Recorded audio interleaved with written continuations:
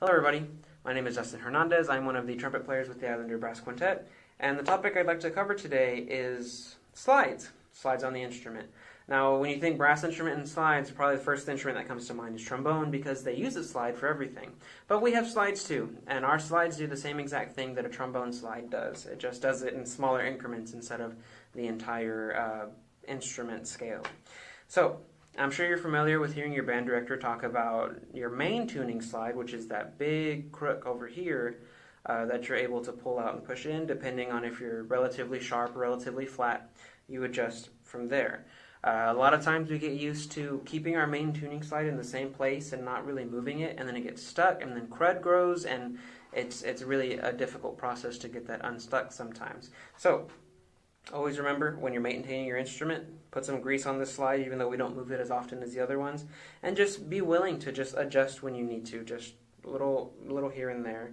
Typically, you'll stay in the same spot, but it's always good to be able to be flexible. Now, we have two other slides that are able to be moved very freely, and should be moved very freely and easily. This is the first valve slide over here on this side of the instrument. You'll see this has a little saddle, and then on the back side, you'll see the third valve slide right here. So this one moves right there with that little ring. Now these slides are meant to move with the valve. If you try to move them without the valve, you'll notice it pulls back. See, it comes back because there's pressure in there. You need to open up the airway and let that slide fall down. My instrument has stoppers. Some instruments don't, so be very careful. If you do that and your slide works like it's supposed to, it might fall off. It's happened to me before. So if you can, get some little rubber bands or something and just keep your slides on the instrument. Now the slides are very important. There's two main notes that really absolutely need slide, and all the other ones are based on your own instrument and the way you play. So the two main notes that you need to use slide on that should be like on your fingering charts is D, a D flat, or C sharp below the staff. So right below the staff, D, D flat, or C sharp. Those use D, of course, is 1 and 3, so that needs a little bit of slide, and C sharp or D flat uses 1, 2, and 3, so that's going to need a little bit more slide, because we're opening up a whole lot of tubing on the instrument. We're opening up this side and this side. So just to show you the difference between using some slide and using no slide, I'll play D with no slide, and then I'll play D with all slide, and then I'll put it in like a generally good spot. So here's D with no slide. It's very sharp. So if we use too much slide, it can go very flat.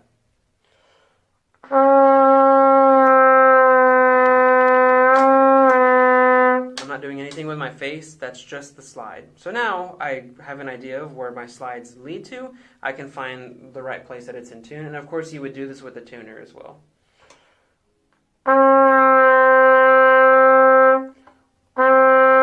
That's about in tune for me. That's a lot of third valve slide and a little bit of first valve slide, and that's generally a good spot.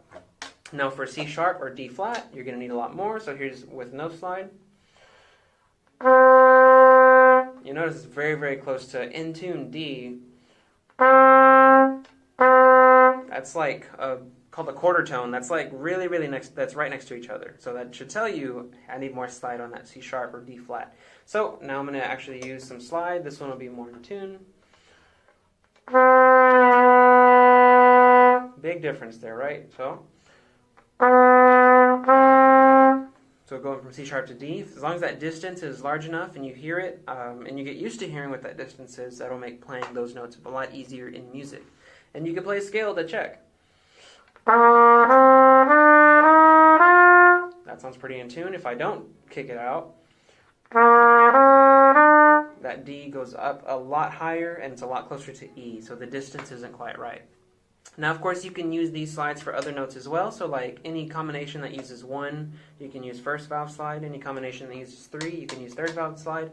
And you always let the slide do the work. Don't make your face work harder, because you can work against it. So I'm going to play A, second space A. And I'm going to use some slide, and then I'm going to fight it, and then you can see what that hear what that sounds like.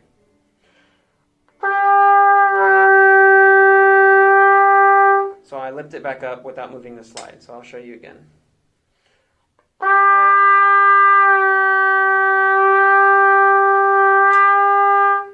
So you can work against it. So if you hear that you're changing your slide and the note's not changing, then your face is fighting against it. Don't let your face fight against it. Just move the slide, let the note change. Oh, too far there. So, but that just gives you an idea of using your slides. You should be able to hear a pretty big difference depending on what note you're playing. And of course, the more time you spend with your instrument, the more familiar you'll be with where to put your slides whenever you're making these adjustments. Well, that's it for today. And if you have any questions, any concerns, feel free to get in touch with us and let us know, and we'll see you next time. Bye-bye.